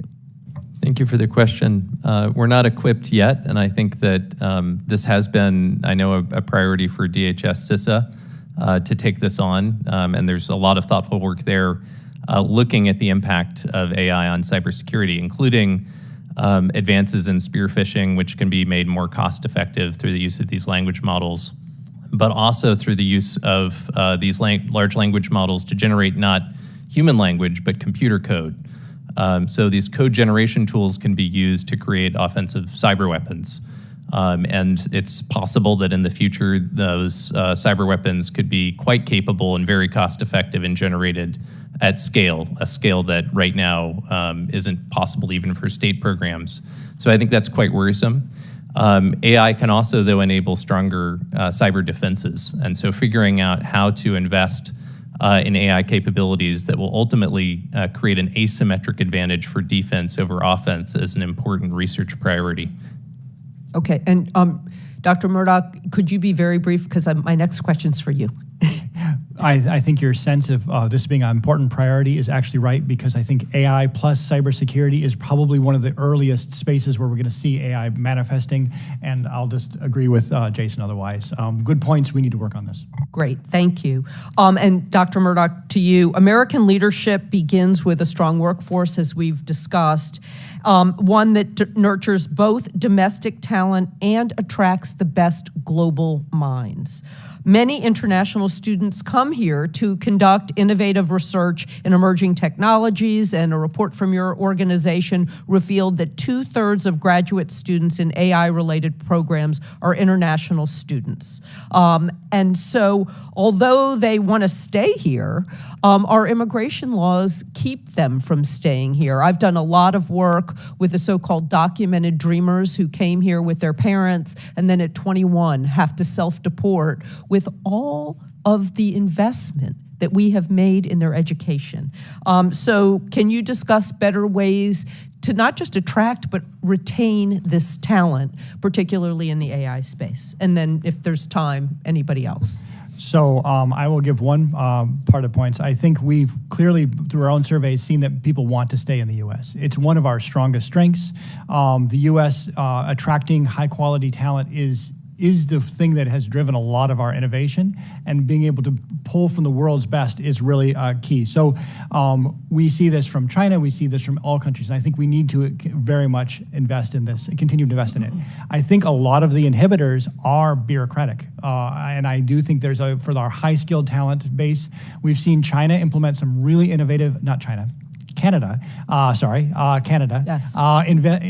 invest in some really interesting ways of when someone comes to Canada and they meet they give everybody in their family the opportunity to start working the same day that the person who was approved. That's pretty amazing, and it really can make a big decision when you're trying to decide whether to move to Canada or the US or some other place. And so I think those kind of innovations are strongly within your hands, and I think you can use them very effectively.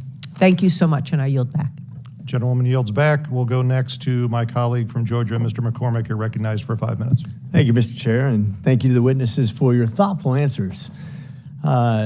As members of the House Committee on Science, Space, and Technology, it is our responsibility to address the challenges and opportunities presented by this rapidly advancing technology. Artificial intelligence has potential to revolutionize our national security strategies and capabilities. By harnessing AI's power to analyze vast amounts of data, we can enhance early threat detection, intelligence analytics, and decision-making processes. However, we must proceed with caution, recognizing the ethical considerations, algorithmic biases, and risks associated with AI deployment. As policymakers, we must strike a delicate balance between fostering innovation and protecting our national security interests. This requires investing in research and development to safeguard AI systems against adversarial attacks, ensuring transparency and accountability, and collaborating with international partners to address emerging challenges and establishing norms. By doing so, we can harness and the transformative potential of AI to strengthen our defense capabilities while safeguarding our values and security. In fact, that whole statement was produced by AI at ChatGPT, which I thought was fun. And matter of fact, you probably could have said it a lot better than me too. That's where we're at right now. I think it's kind of funny. I'm about to replace my entire legislative staff with ChatGPT and save a lot of money. Sorry, guys, since they came up with that. And I say that tongue-in-cheek, but I thought you made Dr. Chowdhury, I thought you made a huge statement when you said we're looking at AI like our savior and like it's going to replace us. And I really thought it was great to say that you're not going to save us. And also, the government's not going to save us either, by the way. I want to put that in. Maybe that's my little political statement. But it's interesting. It is starting to replace some of us.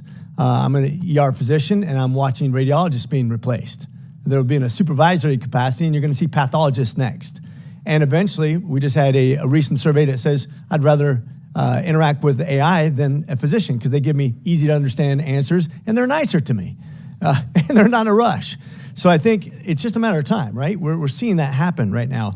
And in the defense industry, I'm worried because I've seen those documentaries like Terminator and Star Trek, and I understand that we have the potential for systems to actually start outthinking us and actually outreacting and has a potential to damage us.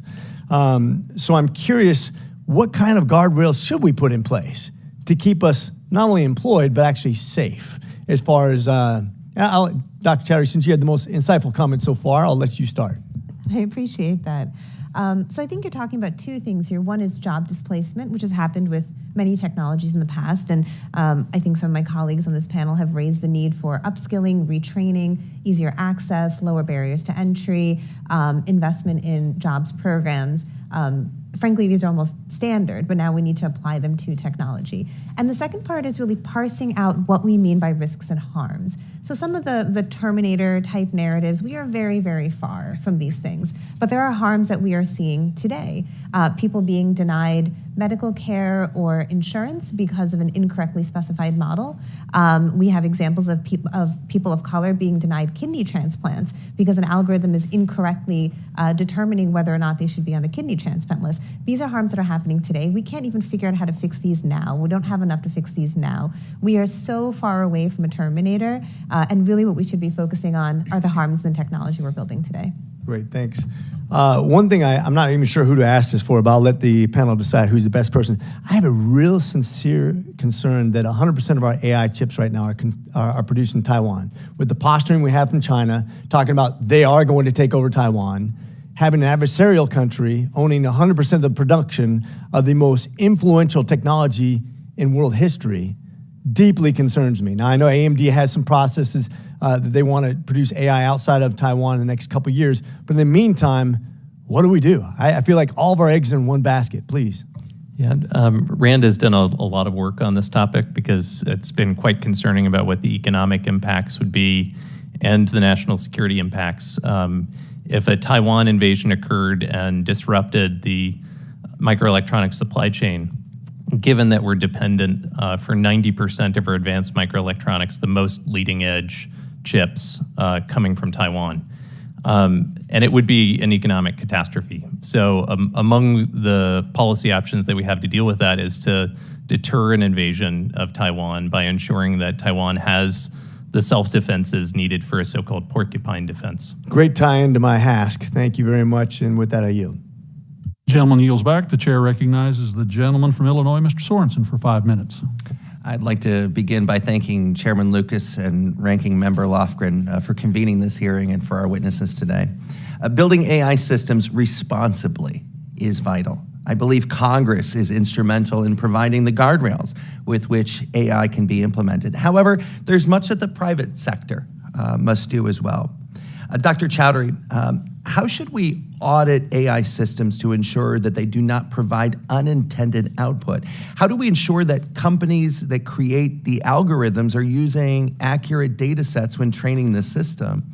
And also, I've met with Amazon, Microsoft, and Google, and each have different stances on the need for guardrails within their companies.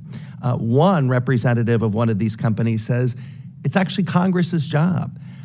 So do we need a system like the European Union's AI Act, which includes the concept of triangles of risk? And how can Congress learn from the Europeans' concept? You are speaking to my heart. This is what I've been spending the past 7 years of my life doing. Interesting to note that I'm not a computer scientist by background. I'm a social scientist. So I fundamentally think about impact on people and society. I would actually direct you to think about the way the Digital Services Act is constructed, where they've actually defined 5 areas. These are including things like impact on elections and democracy, impact on things like mental health, and more like socially developed issues, and developing audits around them for companies that have the at-scale level of impact. Also, I am an audit consultant for the Digital Services Act, helping them construct these methodologies. I will add that it is not easy, and not only for traditional machine learning and AI models, but in generative AI, now we have a whole other ballgame. So really what the investment is needed here is in this workforce development of critical thinkers and algorithmic auditors. Great. Follow-up question. When we go to a search engine or we have a video conference, do you believe that there should be safeguards so that consumers understand if the data that they're receiving is organic and believable and, most important, trustworthy? Yes. Thank you. Dr. Farshi, first of all, I'd like to say that I was a little nervous when I first had my electric car, my Chevy Bolt, drive itself down the road. When I came up to that first curve and it did it itself, all right? But I had a steering wheel to be able to control it, to take over. 9 days ago, I met with local union leaders from our bus systems in Bloomington and Rockford, Illinois, and they had concerns about autonomous bus systems. What does it mean for the safety of those that are on their buses or the safety of those folks that are standing on a sidewalk?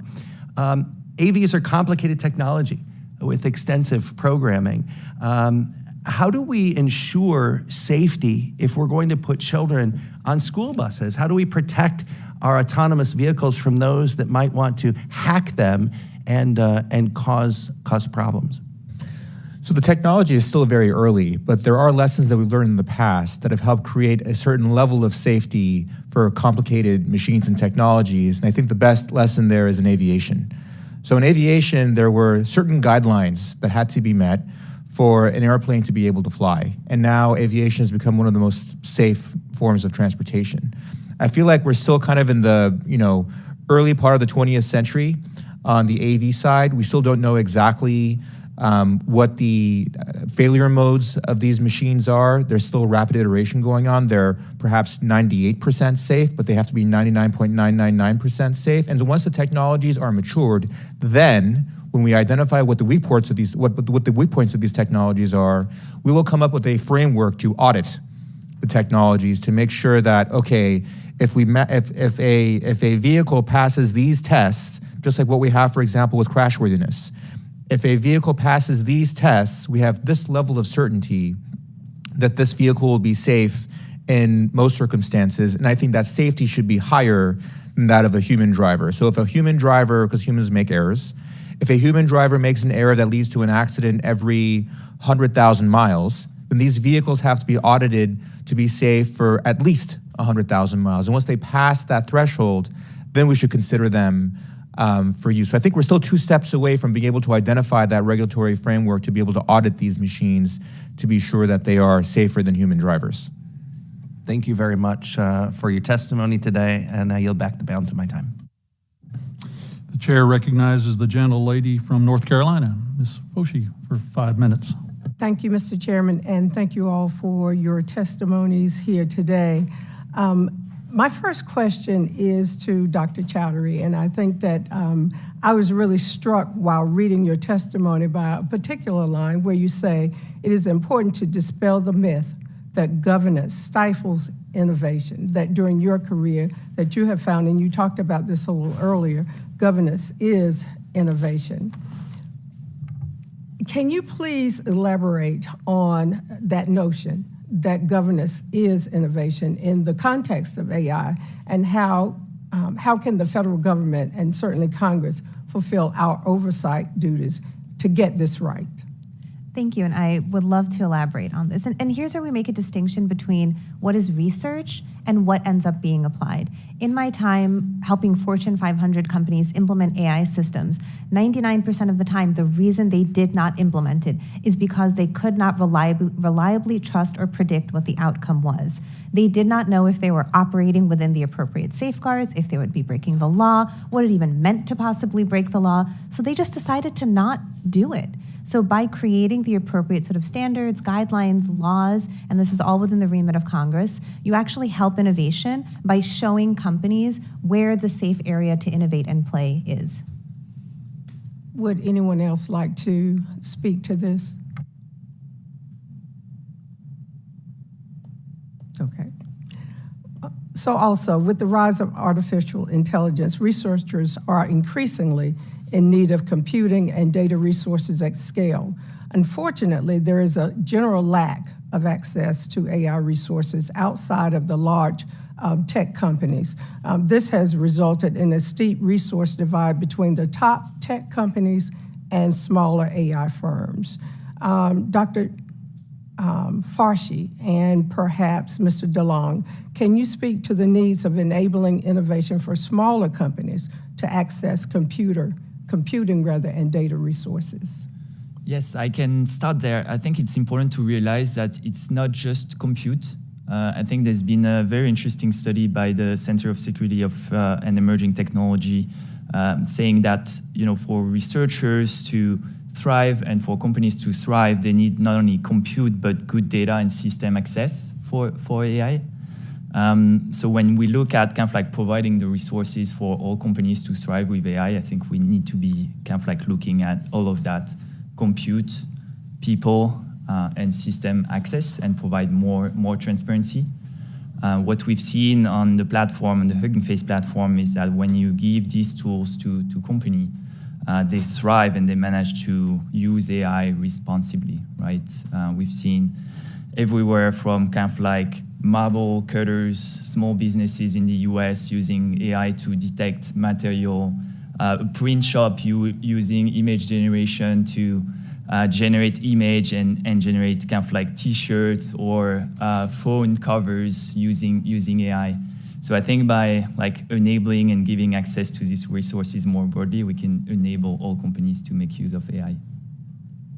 Congresswoman, just to add, I think the federal government has a role to play here. There's a bit of ambiguity right now, going back to the conversation earlier about licensing versus registration. It's still the Wild West. Companies don't know, they need to train their models. They don't know exactly if they would be doing something illegal or doing something unethical by using certain data sets. If the government were to make data available and instruct companies and researchers to use that data source and remove this ambiguity, I think that would be, to Clem's point, I think that would be a huge step forward for these researchers. Thank you, Mr. Chairman. I yield back. Gentlelady yields back. The chair now recognizes the gentlelady from Colorado, Ms. Carvero, for 5 minutes. Thank you, Chairman Lucas, and to you and Ranking Member Lofgren for this very exciting hearing on AI, which I think we've all been following closely. And as a doctor as well, as Dr. McCormick mentioned earlier, I'm following advancements that are happening in the healthcare sector. New forms of biomedical technology and data are transforming the way that we research, diagnose, and treat health issues. And there's a lot of enthusiasm using AI to combine different forms of data, such as those from genomics, healthcare records, medical imaging, to provide clinicians with critical insights to make clinical decisions for individual patients. So Dr. Matheny, can you describe what you think the technological benchmarks are needed to realize benefits, and especially in the medical field in the next 2, 5, 10 years and beyond? Thank you for the question. I think applications to medical diagnostics, to personalized medicine, to home health care are profound. And I think that establishing the sort of evaluative framework that we're going to need in order to assess the added value of these technologies over current practice is one that's really important for the FDA, for Medicare, for Medicaid, to be able to evaluate what advantages these technologies bring. I really liked the expression that with brakes we can drive faster. And this is the history of technology innovation in the United States, is that we have had government testing and evaluation as a propellant for innovation, because when consumers can trust that technologies are safe, they use them more. And that allowed the United States to lead in pharmaceuticals and in other health technologies because of that framework. I'm going to kind of expand on your notion of trust. Dr. McCormick also mentioned an article in the New York Times talking about how doctors are using ChatGPT to communicate with their patients and looking for a more empathetic way of responding to them. As somebody that trained in medicine, that at first made me chuckle, then it made me worried a little bit, and then as I read the article, I must admit that the answers that it came up with were actually quite good and in keeping with some of the training around communication that we use. But I think if I was a patient and realized that my doctor was not answering something themselves, but using a separate technology to create more empathy and communication between us, I'd also be a little bit concerned. So looking at that, and then also realizing in the article that in my thoughts, something like AI would be very good at the radiology aspect, right? Of making sure that it was reading mammograms faster, for example, but it also pointed out that it was leading to a lot of false positives that were leading to unnecessary tests. So how in the future, as patients, as providers, can we ensure confidence in the different kind of applications that AI and these technologies are going to be used for in medicine? And that's really for anybody, starting with Dr. Matheny. I do think that more testing in which the comparison arm is current practice, so that we can evaluate, does it have the same precision recall as existing, for example, diagnostic practices, is going to be essential. I think society as a whole is going to be working to adapt on what we sort of recognize as being sincere communication, when more and more communication will be generated by language models. But I do think that one benefit of some of these models is that they don't get tired, they don't get stressed. So if you're a care provider and you're working under sleep deprivation and time pressure, you might not be giving as much explanation as is really needed for a patient. So there could be real benefits there. Just to add to that, I think this concept of human-machine teaming and trust is really important here.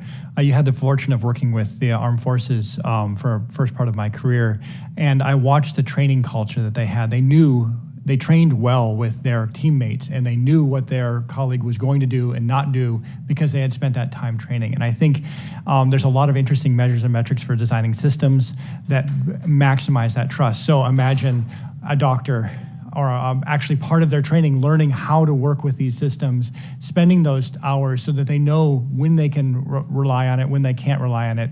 I just think it's an important framing for the future of AI to make sure that that's part of the team and is calibrated correctly, that trust, and we can use it appropriately. Really appreciate your answers. In particular, I think Dr. Matheny, I thought about burnout as well, as we've come in particular out of a pandemic where we're going to be facing more physician shortage. What are the applications to read over patient charts, to compile information, to write long notes that doctors don't necessarily need to spend hours on? And so very, very much appreciate those comments. The member's time has expired. The chair now recognizes the gentlelady from Pennsylvania, Ms. Lee, for 5 minutes. Thank you, Mr. Chairman, and thank you to our witnesses for your time and expertise on this critical area of technological innovation. Advancing innovation in Western Pennsylvania have become synonymous when we view the technological developments we're providing to the nation. For example, Pittsburgh is America's hub for autonomous vehicles, research and development, evidenced by the numerous self-driving vehicles you'll find on our streets. Carnegie Mellon University in my district brought home $20 million from NSF to develop AI tools, specifically to address the design and utilization of ethical, human-centric AI tools that will help improve disaster response and aid public health. As an environmental justice advocate, I've seen how ethical AI has been used to monitor, predict, and combat environmental conditions that are ravaged by corporate polluters. AI can mean new possibilities for clean air and water and livable communities. We know that smart city initiatives, innovations that leverage AI and data analytics, will help to improve the quality of life for citizens and enhance sustainability. However, despite the numerous possibilities for AI integration into every facet of the American economy and everyday life, there also exists serious concerns that I don't take lightly. As some of my colleagues have mentioned this morning, we're really discussing privacy rights, the ethical implications of AI technology, the continuing war against disinformation and misinformation. As a proud representative from Western Pennsylvania, I'd be remiss to not discuss the implications AI will have on our labor and our workforce. AI is exciting, sure, but we must exercise caution to ensure that we provide access and opportunities for skills training and education to every single worker so they're not left behind throughout and by this revolution. Last week, I introduced an amendment that encapsulates my legitimate concerns on the disparate impacts these technologies have on people that look like me. I would like to commend Chairman Lucas and this committee for their express commitment to ensure that the advancement of AI technology in our society does not result in Black folks and otherwise marginalized communities being used as sacrificial lambs. We can all agree striking a balance between harnessing the benefits of AI and addressing its challenges is crucial to ensuring AI truly has a positive impact. Striking that balance begins here, of course. So, Mr. DeLong, what are the untapped potentials of AI that could substantially improve combating environmental injustices and daily living standards of ordinary citizens? So first, I really appreciate your points. I think one of the important things that we need to realize today is that AI needs to be more inclusive to everyone, more transparent. Something that we've seen, for example, is that by sharing models, data sets, you actually allow everyone to be able to discuss them, contribute to them, report biases that maybe the initial model builders wouldn't see. So I think it's really, really important to invest a lot in more equity, more inclusiveness for AI. To your second question on the environment, I've been really interested in all the research that has been done around carbon emission from AI, because that's a very important problem that we'll have to deal with in the future. So for example, there's this model called Bloom that has been developed by Big Science that Hugging Face participated in, that published actually the carbon emissions generated by the training of the model. And that's something that also I think we should incentivize more in order to see the potential impact on carbon emissions of AI. Thank you, and I agree with your first point, obviously. Just last year, Shudu, a Black AI-generated model, was featured in campaigns for Balmain, for Elise, and even Vogue. The creator said the model was inspired by human models like Naomi Campbell and Alex Weck. We know the fashion industry has long been discriminatory towards Black women and other women of color. My question, Dr. Chowdhury, what needs to be done to ensure that AI technologies are not taking away work from Black folks in industries that are already white dominated? I think investing in retraining programs and compensation programs for individuals whose jobs will be taken away is key and critical here. We can't just leave people at the whims of massive companies that don't care or don't think or don't even know anything about them. Mm-hmm. Do you have an opinion or an idea on how we can create safeguards to establish the rights of individuals over the use of their image, their voice, and their likeness in AI technologies? I think this is something that Congress should take very seriously and think through. But I do, for example, myself, I am concerned about my image being on the internet and being part of training data, or an image being generated that looks something like me but maybe isn't me. Or more seriously, the ability to create deep fakes that look like people. So we need these protections for all individuals. And in particular, I want to say that women and people of color are the primary targets of deep fake generated photos. Thank you. I could go on and on, but that is my time. So I yield back, Mr. Chairman. Gentlelady's expired. Time has expired. The gentleman from California, Mr. Liu, is recognized for 5 minutes. Thank you, Chairman Lucas. Thank you for holding this important hearing, and it's been very informative. Generalized large language models are incredibly expensive to create and to operate. There was an article earlier this month in the Washington Post. The title of it was AI chatbots lose money every time you use them. And it goes on to say the cost of operating the systems is so high that companies aren't deploying their best versions to the public. Estimates are that OpenAI lost over $500 million last year. So my first question is to Dr. Farshi. Do you think OpenAI can be profitable? So I am not close to OpenAI, so I don't know what their commercialization plans are.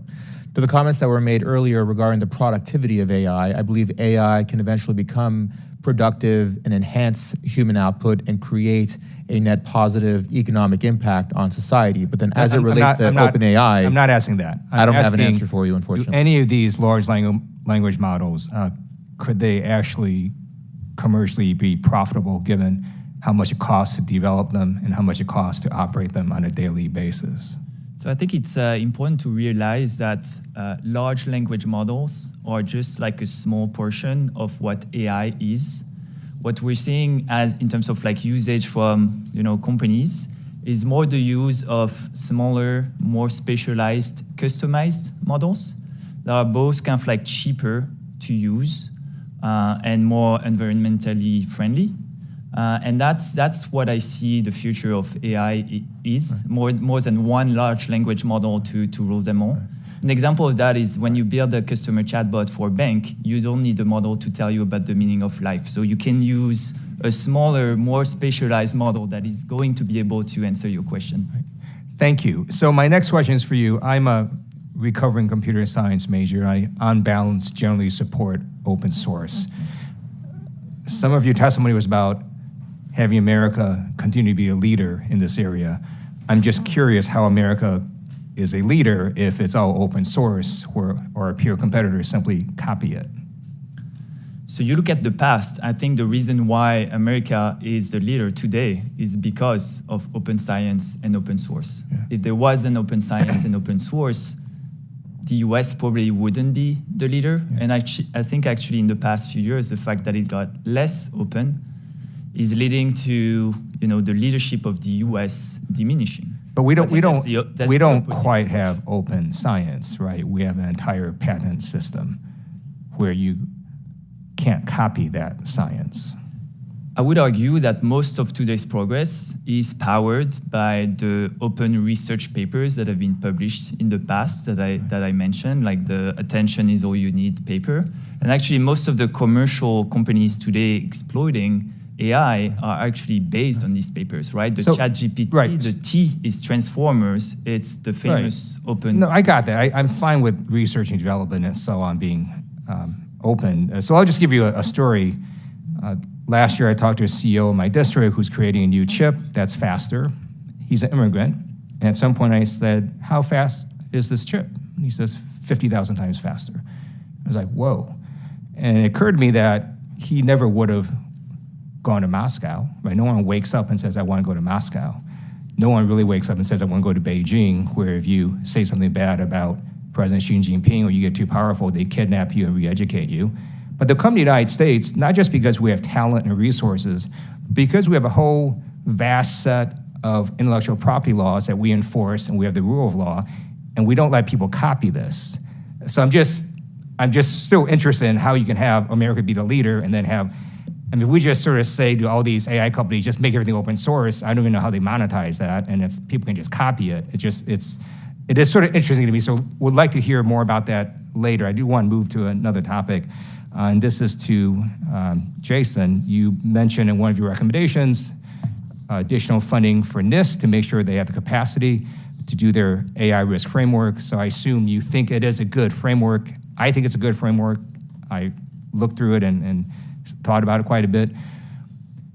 It's pretty generalized, so it's not that prescriptive, so any company could actually adopt it. What is your view of just forcing companies to think about AI by, let's say, anytime the federal government contracts with someone, we require them to go through the NIST AI framework?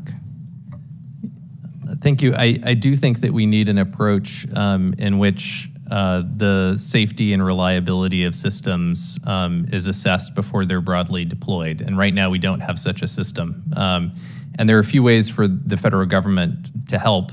One is not only requiring that for direct federal contractors, but also making it a term and condition that any compute provider that has a federal contract would be required to place those conditions on any company that's using its computing infrastructure.